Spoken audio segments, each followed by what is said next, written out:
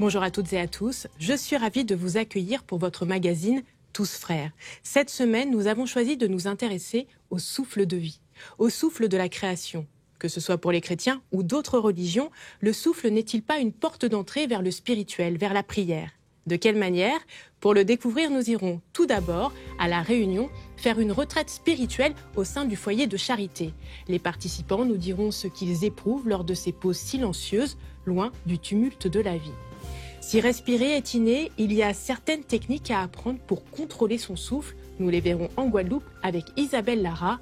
Elle est apnéiste et aquathérapeute. Elle nous expliquera en quoi consiste cette discipline. Puis, dans notre décryptage, nous nous intéresserons au prana, le souffle dans la religion hindoue. Il est central dans l'hindouisme. Souffler, vous l'aurez compris, c'est le verbe qui va nous porter tout au long de cette émission. Que signifie le souffle? Comment s'incarne-t-il? Nos reportages et nos discussions nous éclaireront, mais avant cela, inspirons-nous des textes. Luciano a choisi de revenir sur la Genèse. Il nous racontera la création du ciel, de la terre et de l'homme par Dieu.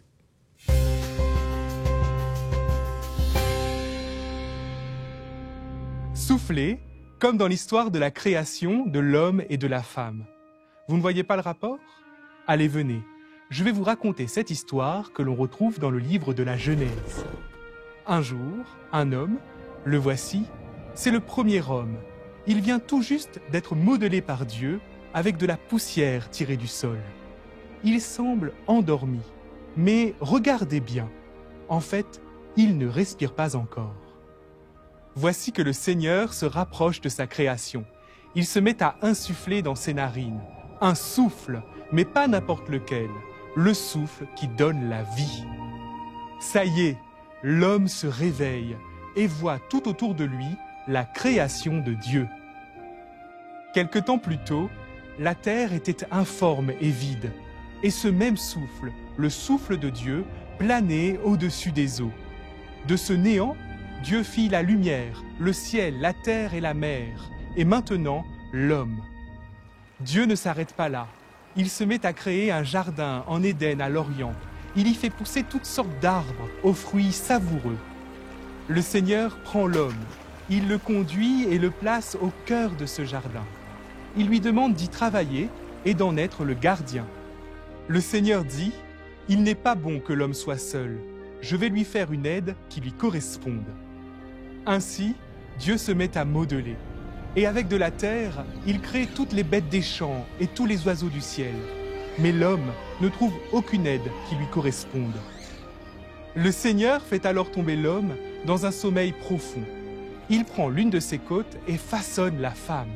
Lorsqu'il se réveille, l'homme a le souffle coupé et il s'écrie « Cette fois-ci, voici l'os de mes os, la chair de ma chair. » Ainsi, cette histoire de la création de l'homme et de la femme nous rappelle que tout commence par un souffle, le souffle de Dieu, le souffle de vie.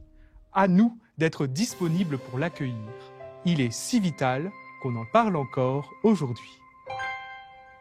Bonjour Aurélie. Bonjour Nora. Alors, pour ce premier reportage, vous nous proposez d'aller à La Réunion pour sortir du tumulte, pour souffler en somme. Oui, c'est ça. Donc nous allons au Tampon. Nous nous sommes rapprochés du foyer de la Charité. Ici, on est dans leur jardin avec nos correspondants Thomas Lemoulec et Aurélie Constant. Nous sommes allés donc dans les hauteurs de l'île. Les foyers de charité sont des lieux de retraite spirituelle qui permettent à tous de se retrouver pour des temps de réflexion et de prière. Ils sont arrivés à La Réunion en 1973. C'est donc sur les hauteurs que des chrétiens sont venus suivre une retraite. Ici, on les voit, ça a l'air déjà paisible, dans le jardin du foyer de charité. Alors c'est parti, avec eux, prenons nous aussi le temps de souffler en ce début d'émission.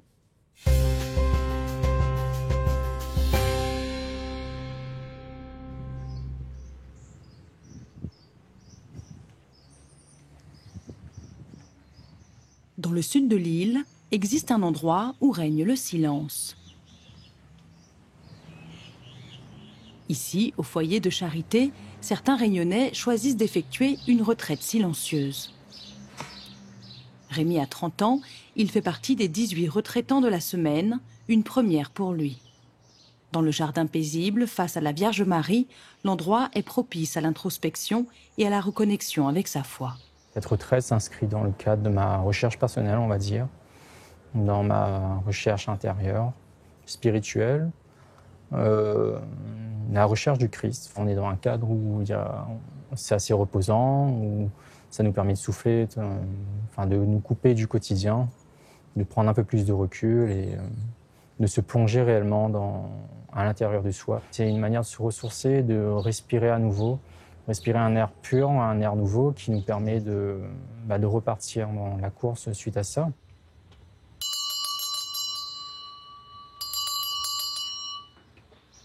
Le retentissement de la cloche vient rompre le silence pour indiquer aux retraitants la fin du temps de prière personnelle et le début d'un atelier. Sans un mot, ils se dirigent vers la salle de conférence pour recevoir un enseignement dispensé par le père Henri Canden. Et cette retraite, il la consacre à la Genèse. Dieu insuffla son souffle de vie dans l'homme. Et lorsqu'il insuffle ce souffle de vie dans l'homme, l'homme devient vraiment cet être vivant. C'est ce que nous sommes en train de vivre, n'est-ce pas, au cours de cette retraite. Si vous avez décidé de vivre cette retraite, c'est s'arrêter, faire cette halte, cette pause, dans mon cœur, dans ma tête, dans mon corps, dans une attention bienveillante, retrouver un peu cette force intérieure. Un enseignement, c'est aider les personnes à d'abord actualiser la parole de Dieu dans leur vie, en les aidant à prendre conscience comment cette parole rejoint leur propre vie, dans ce qu'ils vivent, dans ce qu'ils sont aujourd'hui. Le Christ lui-même dit « Je suis venu ranimer un feu ». Un feu, on peut l'interpréter, un souffle sur cette terre. Pour le père Henri Canden, ces retraites sont aussi l'occasion de reprendre des forces spirituellement. Je sens que beaucoup de personnes qui viennent pour une retraite, ils ne sont pas tous des personnes en difficulté, ils ne sont pas tous des personnes malades, ils ne sont pas tous des personnes qui ont des gros soucis. Mais ce que ces personnes viennent rechercher, c'est ce souffle nouveau.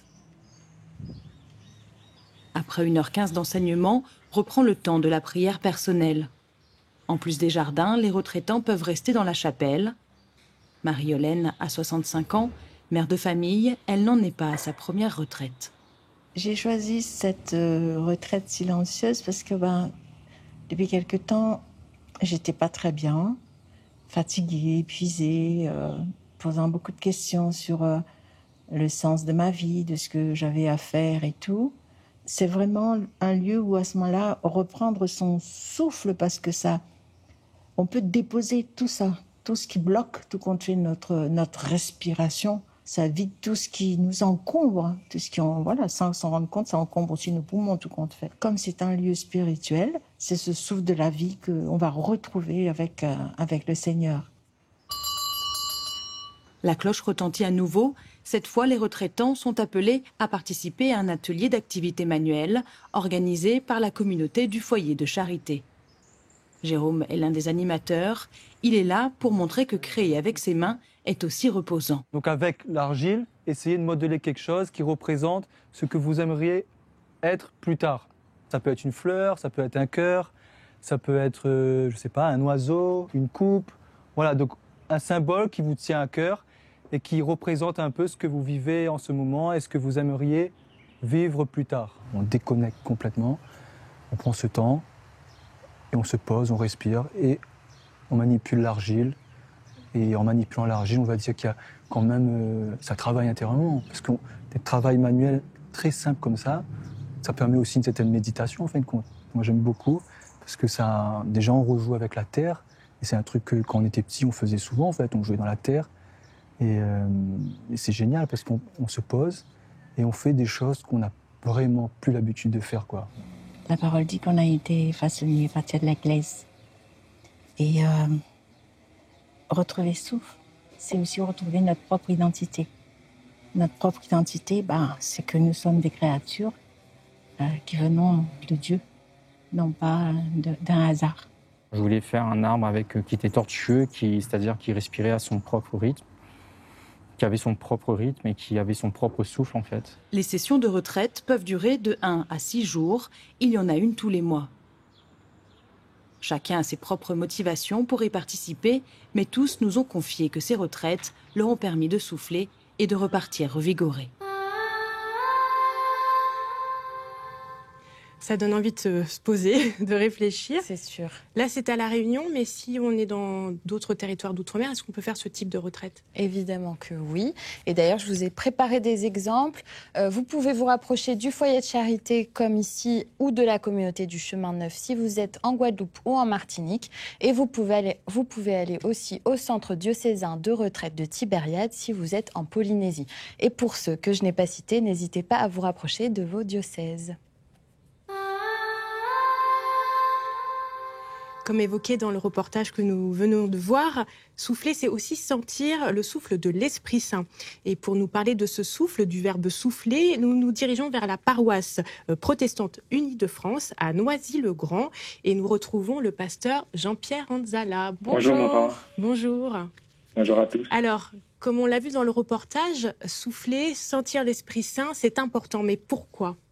Pour le chrétien, c'est important de sentir le souffle parce que c'est le don du Christ ressuscité. Le Christ ressuscité, quand nous disons le credo, nous disons qu'il est assis à la droite de Dieu.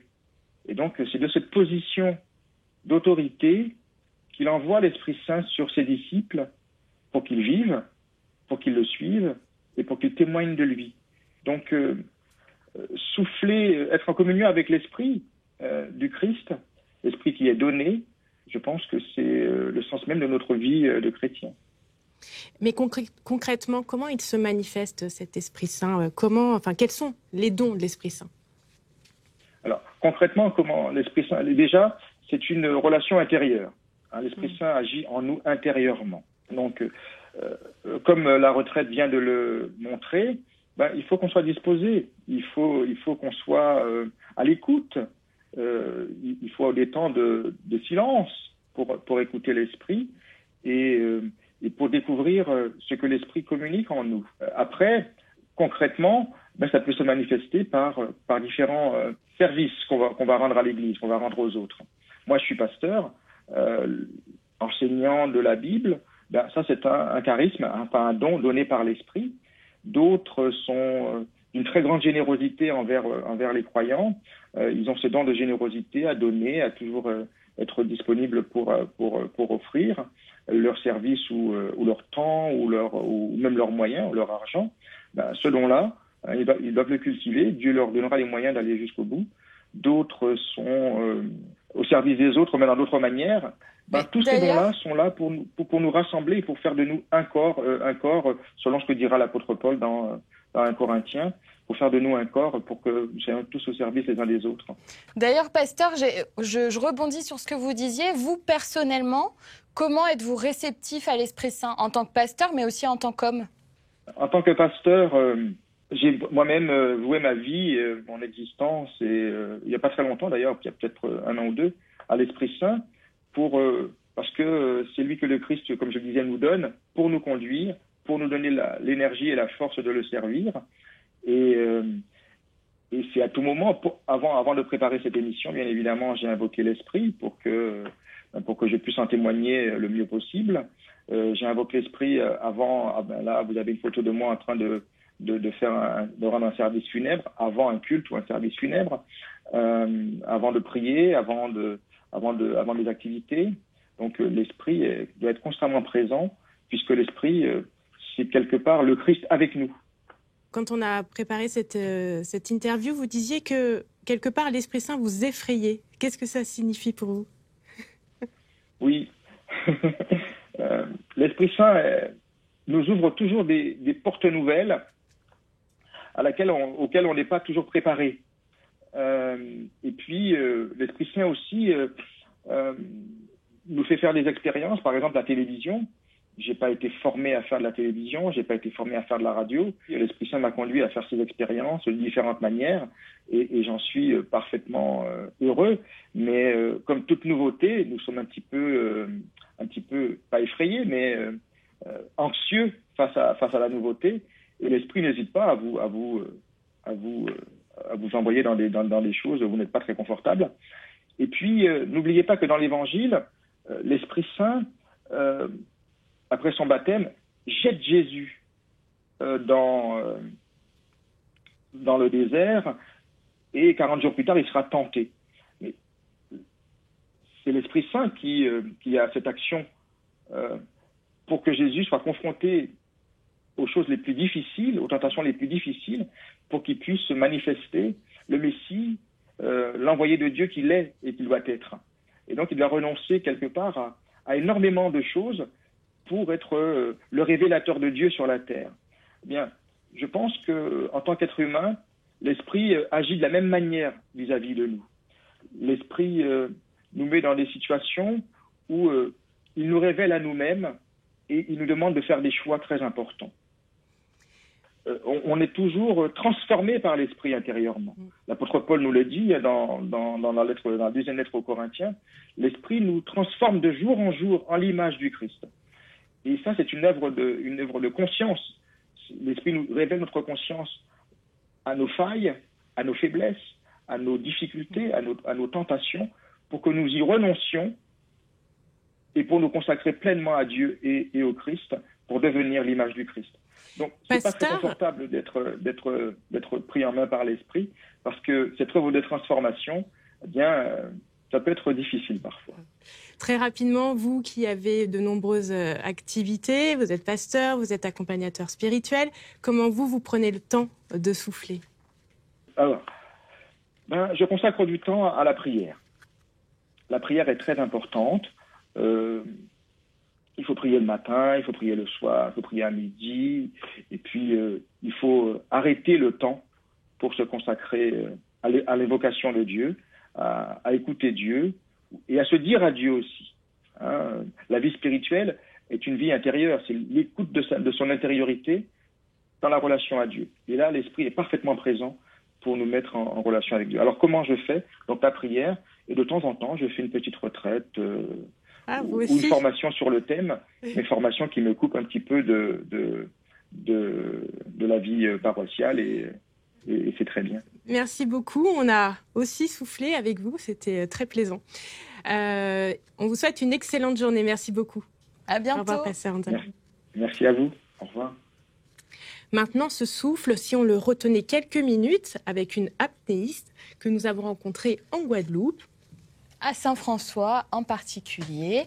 On est allé rencontrer donc Isabelle Lara avec notre correspondant Andy Songo. Elle a longtemps été apnéiste à Nice et puis ensuite elle est rentrée en Guadeloupe. Isabelle, elle est ici, j'ai oublié de vous la montrer, regardez avec son beau sourire. Elle développe une activité d'aquathérapeute et puis l'objectif c'est d'aider des personnes anxieuses ou des enfants porteurs de handicap à se sentir à l'aise dans l'eau et grâce à la maîtrise du souffle. Donc elle est même présidente de l'Association internationale pour le développement de l'apnée en France. On la découvre dès maintenant.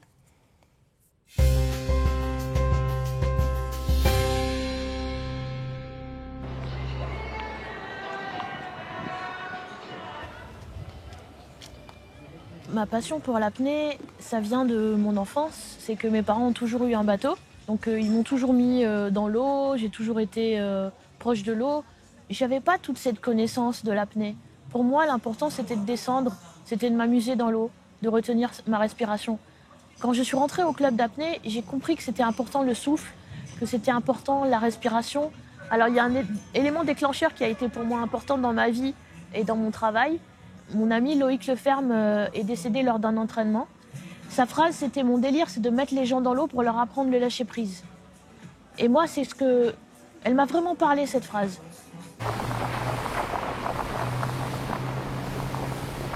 En fait, à l'âge de 6 ans, à peu près, les enfants, ils arrêtent de respirer par le ventre. Donc ils perdent cette notion de respiration par le ventre. Et en fait, cette respiration, c'est une respiration naturelle qu'on perd. Donc on va essayer de la récupérer, cette respiration. Alors mon activité, c'est l'aquasophrologie ou bien l'aquarelaxation. Donc je vais apprendre à des gens à respirer, à souffler, à se reconnecter avec eux-mêmes. C'est vrai qu'en apnée, on fait beaucoup de respiration, on travaille beaucoup sur notre souffle. Donc pour moi, c'était une évidence de venir de travailler dans ce milieu-là et en tout cas de travailler sur le souffle. Et une fois qu'on a bien pris le mouvement, on va rentrer le ventre et encore une fois, on va faire en sorte qu'il y ait 2 doigts qui se touchent. En fait, vous avez en face de vous quelqu'un qui est hyper anxieux. Et c'est vrai que pour des personnes qui, comme moi, sont hyper anxieuses, le souffle et la respiration, c'est magique en fait.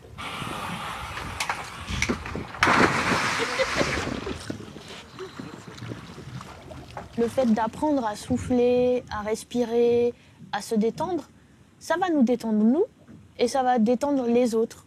C'est-à-dire qu'on va plus aller vers l'autre. L'autre, ça peut être un poisson, ça peut être un animal, ça peut être un humain, ça peut être les arbres, ça peut être tout en fait. Pour moi, dans chaque poisson, dans chaque goutte d'eau, dans chaque nuage, dans chaque sourire d'enfant, c'est un peu le visage de Dieu en fait. Il est partout.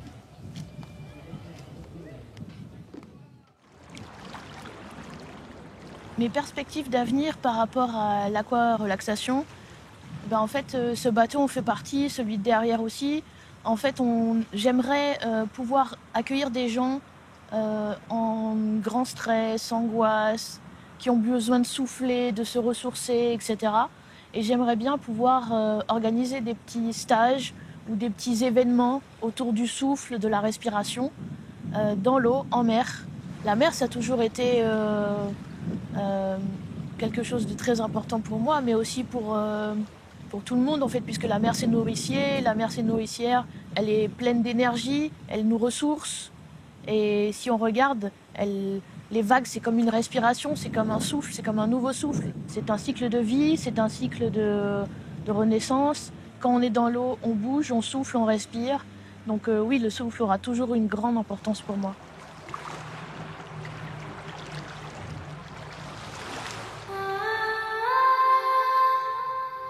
Le souffle, une grande importance, c'est exactement la même chose dans la religion hindoue, la maîtrise du souffle. Racontez-nous cet exercice de respiration.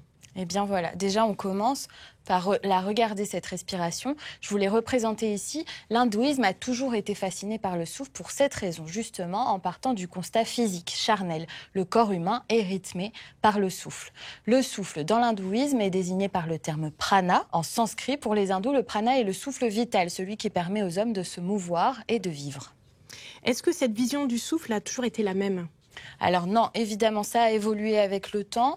Regardez, on a ici les Védas qui sont les textes sacrés hindous. Déjà, à l'origine, il y a 3500 ans, dans les Védas, on trouvait déjà des notions du souffle en disant que, comme l'homme, l'univers est traversé par un souffle, une force qu'on appelle la Shakti et qui représente l'énergie divine. Sa manifestation physique est dans ce que les hindous appellent le Vayu. C'est le vent. Là encore, je vous l'ai représenté un peu simplement, mais ça dit quelque chose quand même. On trouve d'ailleurs dans les Védas une prière aux morts dans laquelle on souhaite aux proches défunts que son souffle rejoigne le souffle cosmique. Pour les hindous, le souffle est donc ce qui met l'homme en communion avec l'univers. Le prana est la manifestation de l'énergie divine dans le corps humain. Et alors, comment pratiquement on peut se servir de ce souffle ? Alors, déjà au 5e et au 6e siècle avant Jésus-Christ, l'hindouisme va justement s'intéresser au contrôle du souffle. Des hindous vont décider de se retirer de la civilisation. Regardez, là, on a représenté un rishi, c'est un sage hindou. Ils sont partis donc se retirer de la civilisation pour atteindre l'éveil. C'était ça le but. Les sages pensent qu'il faut faire cesser l'activité mentale, les petites choses qui nous empêchent d'être en pleine conscience. Et pour cela, ils comprennent qu'il faut méditer. En étant attentifs au souffle, en définitive, ils deviennent conscients de leur être et de leur souffle vital. Alors ça me fait penser un peu au yoga. Oui, c'est ça. Et d'ailleurs, voilà, c'est parfait, Nora, ce que vous me dites. Là, on a représenté une jeune fille dans la position du lotus. C'est à cette époque que le yoga est apparu. Il est à l'origine de celui qu'on connaît aujourd'hui. Mais l'essence même du yoga, c'est le souffle. C'est ce qui nous permet d'être pleinement conscients de notre esprit et de notre corps. Le souffle est donc considéré par les hindous comme le véhicule de l'intériorisation. Ce qu'on peut dire, en résumé, c'est que pour les hindous, le souffle rythme le corps de l'homme. Il le met en connexion avec l'univers. Il est aussi le moyen le plus incarné, le plus subtil pour atteindre la pleine conscience et l'éveil. Nous souhaitons partager avec vous les lectures qui nous ont inspirés pour préparer cette émission. Il y a tout d'abord L'Esprit Saint se joint à notre esprit de Paul-Dominique Markovitz aux éditions du Cerf. Ensuite, nous vous proposons de découvrir ce livre de Anne Ducrot aux éditions Grund, Pause spirituelle, 100 lieux originaux en France pour se ressourcer. Je suis persuadée que vous trouverez un endroit à l'écart du monde pour souffler. Et n'hésitez pas à nous dire ce que vous avez pensé de cette émission et pour nous parler aussi de vos parcours inspirants. On vous attend, nous, sur notre site internet tousfrères.tv ou sur nos réseaux sociaux. Nous avons voulu laisser les dernières paroles de cette émission à Yann et à son ami Ralph. Nous les avons accompagnés en pleine discussion sur le verbe souffler. Paroles qui, j'espère, vous porteront et que nous vous invitons à partager toute cette semaine.